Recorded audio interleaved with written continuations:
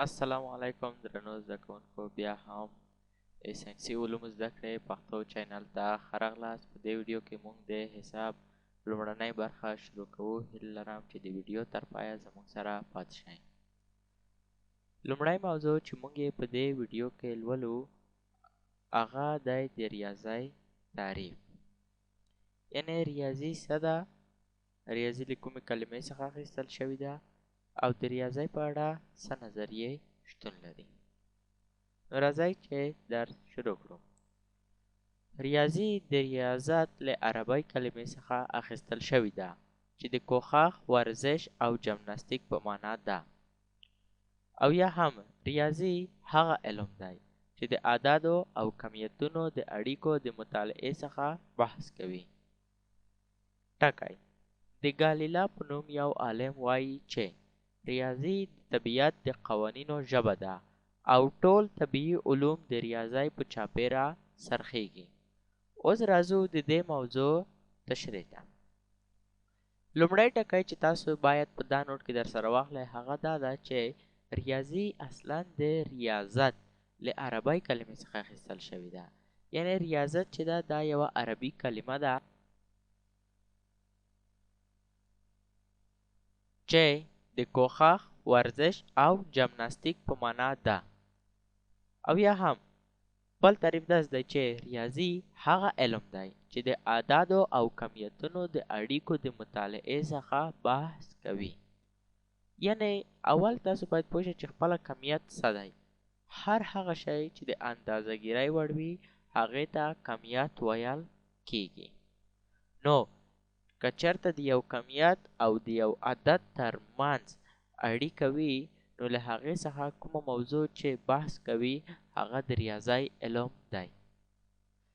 بیا راغلی دی دلته یو نظریه موږ ته بیان شوې ده چې د ګالیله په نوم یو عالم وایي چې ریاضي د طبیعت د قوانینو ژبه ده. یعنې په طبیعت کې چې کوم قوانین حاکم دي د هغې ژبه ریاضي ده او ټول طبیعي علوم د ریاضۍ په چاپیره څرخیږي. راځو بله موضوع ته. ښه، زموږ درس شروع کیږي د حساب له تعریف څخه. حساب څه دی؟ حساب هغه علم دی چې د عددونو له مطالعې او خصوصیاتو څخه بحث کوي. یعنې عددونه څه خاصیت لري؟ عدد څه دی؟ جمع، تفریق، تقسیم، ویاویش، ضرب، کسرونه، دا ټول شیان حتی غټې محاسبې دا ټول شیان چې کوم شامل دي دا په حساب کې شامل دي. خو وروسته له دې چې درس ته نور هم وضاحت ورکو باید د حساب اصلي معناو باندې پوه شو چې د حساب علم له کومو ټکو څخه اخیستل شوی دی. حساب له لاندې ټکو څخه اخیستل شوی دی. اریتموس چې دا یوه یوناني کلمه ده چې د عدد په معنا ده، او یا هم اریتمیټیک یا انګلیسي کلمه ده چې د عدد د محاسبې په معنا ده. دا هغه ټکي دي چې د حساب ورڅخه اخیستل شوی دی او د دواړو معناوې مترادفې دي. یعنې هم اریتموس او هم اریتمیټیک دواړه د عدد په معنا دي. ښه، راځو بلې موضوع ته، عددونه او سمبولونه. لومړی خو تاسو باید په دا پوه شئ چې عدد او سمبول دا له یو بل سره فرق لري. خو مخکې له دې چې دې موضوع ته تشریح ورکړو باید لومړی دوی تعریفونو باندې پوه شو. لومړی راځو د عدد تعریف لولو. عدد چې دی یو سمبول دی چې د شیانو او کمیتونو د شمیرلو لپاره استعمالیږي. مثلا موږ وایو چې 6 دانې هګۍ. دلته موږ هګۍ په یو عدد باندې وشمیرلی چې 6 دي. او یا موږ وایو چې 100 دانې قلمونه. یعنې قلم چې دی دا یو کمیت دی چې موږ د عدد په واسطه وشمارلو، یعنې 100 دانې قلمونه. خو عدد موږ ویلو چې یو سمبول دی. خپله سمبول څه دی؟ سمبول په مکمل ډول سره او یا هم په ټول عمومي ډول سره د نښې په معنا دی. یعنې مثلا فرضاً موږ وایو چې د یو عدد سمبول د هغې د نښې په معنا دی. ښه، اوس دې ته وضاحت درته چوم. مثلا موږ لیکو چې د 6 عدد. نو کله چې ووایي د 6 عدد د دې سمبول په دا شکل باندې دی یا 9 د دې سمبول په دا شکل باندې دی، نو دا شکلونه چې دلته رسم شوي دي دې ته سمبول ویل کېږي. هیله لرم چې تر دې ځایه په دې موضوع باندې پوهېدلي وای. خو راځو بلې موضوع ته. سمبولونه. د ریاضی په علم کې د عددونو لپاره په عمومي ډول 3 ډوله سمبولونه موجود دي. دا سمبولونه عبارت دي له 1 د رومي عددونو سمبولونه، 2 د شرقي عددونو سمبولونه او 3 د غربي عددونو سمبولونه. دا 3 ډوله هغه سمبولونه دي چې د ریاضی په علم کې په عامیانه ډول ورڅخه ګټه اخیستل کیږي. او د دې نه علاوه په ریاضی کې نور سمبولونه هم د عددو لپاره شته، خو ډېرې ورک دي او ځینې بیخي نه استعمالیږي. راځو اوس د دې سمبولونو په اړه موضوع نوره هم تشریح کوو. الف رومي عددونه. دا عددونه به په پخوانیو زمانو کې د روم هیواد د خلکو له طرفه استعمال کېدل. یعنی د روم هیواد هغه کوم رومیان چې وو هغوی به دا عددونه استعمالول. خو د رومي عددونو اوسنی استعمال په لاندې برخو کې دی. یعنی اوس د روم هیواد کې هم نه استعمالیږي، یوازې په لاندې برخو کې ورڅخه ګټه اخیستل کیږي. 1 د سات د عددونو لپاره.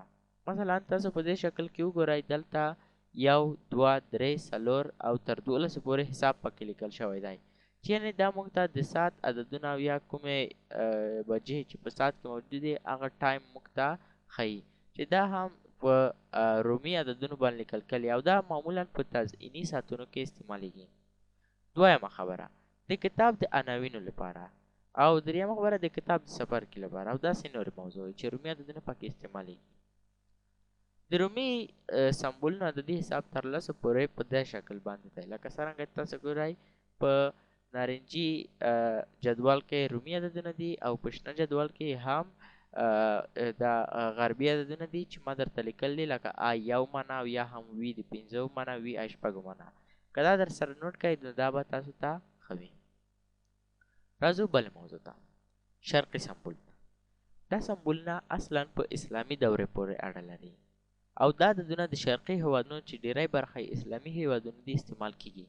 یعنی په عمومي ډول سره موږ ویلی شو چې شرقي سمبولونه یعنی عربي سمبولونه دي، او همدارنګه شرقي سمبولونه نه یوازې دا چې په اسلامي هیوادونو کې استعمالیږي، بلکې زموږ په هیواد کې چې کومې ملي ژبې دي هغوی کې هم شرقي سمبولونه استعمالیږي. خو دا شرقي سمبولونه کوم دي؟ شرقي سمبولونه عددي حساب تر لسو پورې په دې ډول باندې، لکه 0 1 2 3 4 5 6 8 او 9. او یعنی که دا رقم سمبولونه تاسو چېرته ګورئ دې ته شرقي او یا عربي سمبولونه وایي. دریم غربي سمبولونه. دا سمبولونه د غربي هیوادونو او اروپایي هیوادونو لخوا استعمال کېدل او اوس هم ډېر عام دي. دې سمبولونو ته انګلیسي او یا انګریزي سمبولونه هم ویل کېږي. خو دلته یو نوټ موږ سره کړی چې په اوسنۍ زمانه کې په معیاري ډول سره د غربي سمبولونو استعمال عام دی. مطلب دا چې غربي سمبولونه چې کوم دي او یا انګلیسي سمبولونه دا اوس په نړۍ کې په معیاري ډول استعمالیږي او دا ډېر عام دي. خو دا غربي سمبولونه کوم دي؟ د غربي سمبولونو تر لسو پورې حساب په لاندې ډول سره دی. دا د چپ اړخ څخه لیکل کېږي، لکه 0 1 2 3 تر 9 پورې حساب لیکل شوی دی. که دا هم در سره نوټ کړئ نو تاسو به پوه شئ که هر ځای کې انګلیسي عددونه ګورئ نو دا دا غربي سمبولونه دي. راځو څلورمې موضوع ته. طبیعي عددونه. هغه لومړني عددونه چې د پخوانیو انسانانو لخوا د شیانو د شمیرلو لپاره له هغوی څخه استفاده کېدله هغې ته طبیعي عددونه ویل کېږي. یعنې څه؟ مطلب دا چې مونږ چې کوم شیان په کومو عددونو باندې شمیرو دې ته طبیعي عددونه ویل کېږي. مثلا مونږ ته 7 دانې کتابچې راوړل شي، کله چې مونږ دا کتابچې وشمارو نو تر 7 پورې حساب ورته کوو، نو مونږ د طبیعي عددونو څخه ګټه واخیستله. د دې عددونو سیټ څه ډول دی؟ د دې عددونو سیټ په لاندې ډول سره دی. n مساوي دی له 1 څخه شروع کېږي 1 2 3 4 ان تر مثبت لایه نهي پورې. یعنی مثبت لایه نهي یعنی مثبت نه ختمیدونکي عددونه، یعنی آخر یا پای نه دی معلوم، او د دې عددونو سیټ په n باندې ښودل کېږي. ښه اوس راځو بلې موضوع ته. کله چې د طبیعي عددونو د سیټ سره 0 هم علاوه شي د مکملو عددونو په نوم یادېږي. یعنې څه؟ یعنې دا چې که موږ اوس دغه سیټ ته چې مخکې فکر وکړئ 0 دلته نشته او یوازې 1 دی، که چیرې موږ دې ته 0 هم ور واچوو د 0 څخه حساب شروع شي تر مثبت لایه نهي پورې، نو دا سیټ بیا د طبیعي عددونو په نوم یادېږي. یعنې دی خو اصلي معنی یې د مکملو عددونو سیټ دی دا په W باندې ښودل کیږي او W هم د هول نمبر سمبول دی. ښه راځو بل موضوع ته طبقه بندي. طبقه بندي دا ډیره اړینه موضوع ده چې ډیری زده کوونکي په طبقه بندۍ کې او د عددونو او سمبولونو په لوستلو کې مشکل لري. خو مخکې له دې چې تاسو طبقه بندي زه ولولم نو که تاسو کتابچه او قلم ځان سره لرئ نو اول دا جدول ځان سره نوٹ کړئ. ښه د طبیعي عددونو د لوستلو لپاره په عام ډول سره لاندې سیستم مروج دی. اول رز د طبقې نوم ته او بیا تاسو لاتین نوم وایم. د طبقې نوم شروع کیږي له واحد څخه واحد یا یو، بیا زر یا زریز یا 1000، میلیون او څلورمه طبقه بیلیون یا میلیارد، پنځمه طبقه تریلیون یا بیلیارد او شپږمه طبقه کوادریلیون. همدارنګه اومه کوینټیلیون، اتمه سکټیلیون، نهمه سپټیلیون، لسمه اوکټیلیون، یولسمه نونیلیون او همدارنګه سلمه طبقه ګوګل. راځو اوس دې برخې مثالونو ته. د مثال په ډول موږ ته وایي چې د لسو عدد په عددي شکل ولیکئ. یعنې مطلب یې څه دی؟ یعنې دا سمبولیک شکل ته واړوئ. که سمبولیک شکل ته واړوو نو تاسو هم پوهیږئ چې لس دا رقم لیکل کیږي. یعنې موږ د سمبولیک شکل ته واړول او د طبقه بندۍ له نظره دا د واحدو او یا یویزو په خانه کې شامل دي. یا هم د سلو عدد په عددي شکل ولیکئ. لکه څرنګه تاسو ګورئ دا ما ولیکلو درته او دا په واحد کې شامل دي.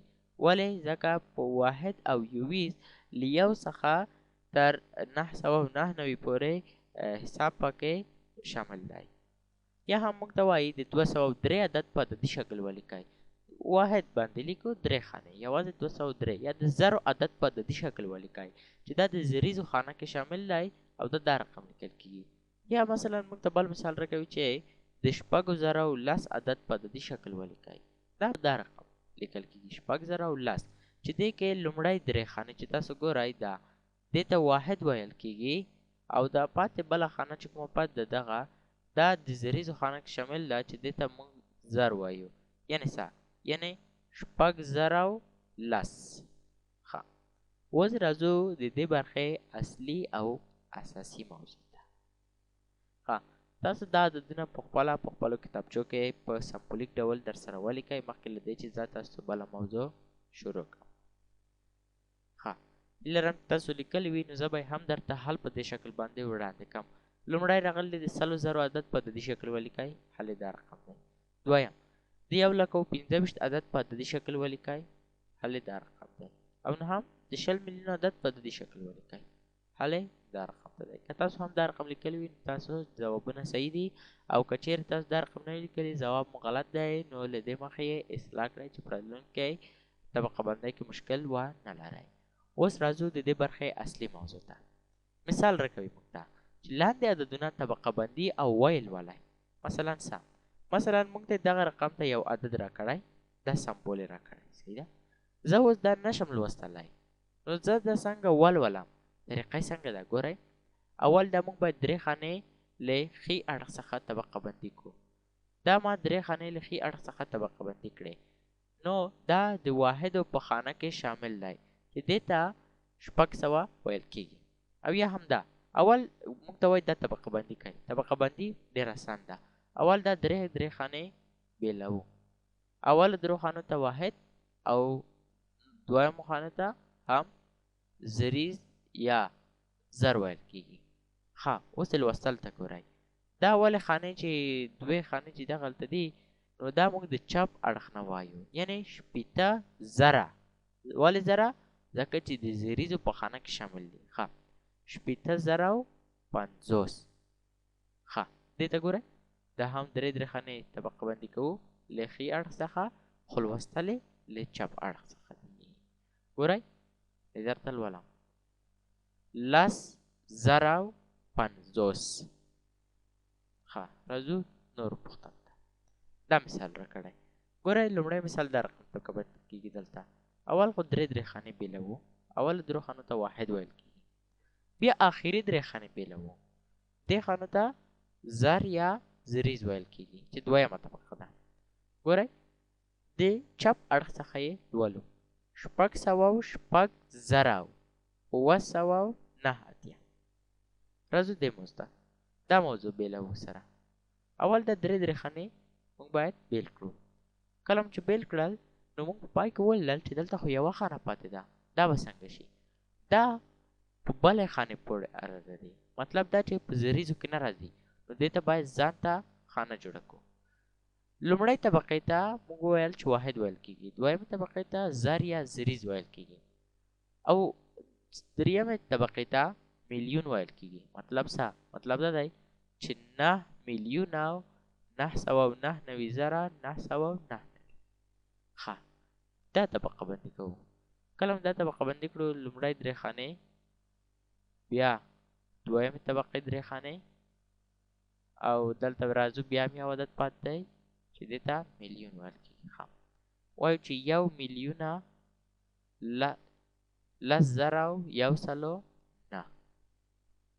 ګورئ دلته غلطي در څخه ونه شي چې تاسو دا صفر هم په میلیون پسې حساب کوئ چې ووایئ 10 میلیونه 1,000,000 دا مکمل غلط شو. دا شکل به نه ویل کېږي. لومړی تاسو باید درې خانې بیلې کړئ او هر عدد په خپله خانه کې ولولئ. د مثال په ډول آخري مثال درته حل کوم. هیله لرم چې پوه شوی په دې موضوع باندې. ګورئ اول درې صفرونه دي باید بیلې کړو واحد، بیا درې نور عددونه دي زر یا دویمه طبقه او آخر کې هم موږ ګورو دلته دوه عددونه شول. نو څه کوو؟ تر څو پورې چې درې عددونه نه وي شوي تر هغې پورې دا په میلیون کې شامل دي. که درې هم شي میلیون دی، خو که د دریو څخه واوړي نو دا بیلیون ته ځي. اوس میلیون دی یعنې څه؟ یعنې 9,450,000. ولې موږ د صفرونه استعمال کړل؟ خو دا خو دې خوا ته نور څه معنا نه ده چې موږ وایو 450,000 او 000 هېڅ معنا نه لري. یوازې وایو 9,450,000. دا و زموږ د نن ورځې درس. هیله لرم چې درس مو په دقت سره کتلی وي او د نن ورځې له درس څخه مو په دقیق ډول سره مکمل مطلب اخیستی وي. که ویډیو مو خوښه شوې وي نو لایک یې کړئ او خپل کمنټ موږ ته پرېږدئ.